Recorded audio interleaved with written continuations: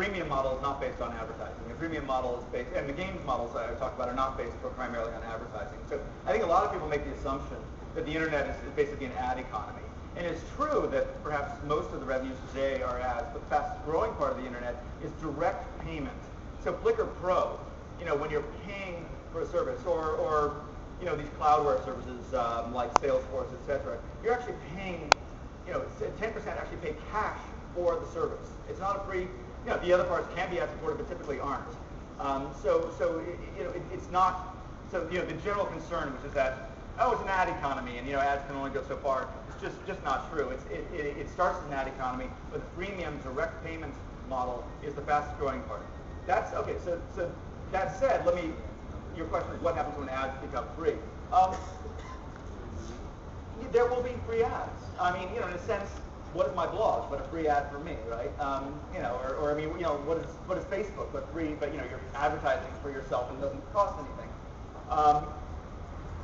That doesn't mean that there will also be paid ads, and that doesn't mean that you can't pay to give yourself reputational advantages that your free sites don't. I mean, because that's what is Google? So there's two ways to get to the front page of Google. You can either earn it or you can buy it, right? So you have a free ad which you earned by virtue of being an incredibly brilliant people that people link to, or you have the paid ad which you bought. So there's we get these two worlds coexist, and it's like the worlds of open source software. We now have 10 years of open source competition with Microsoft, and we've pretty much understood it's not like free wins. It's like you have two markets.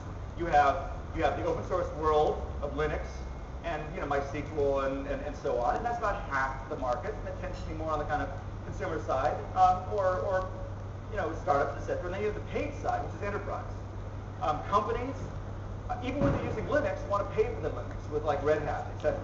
Why do they want to do that? Because they want a contract. They want to know that when something goes wrong, that somebody's contractually required to answer their phone call and help them. So what they're paying for is not the software. What they're paying for is the assurance, the insurance policy that they will get the help in the end.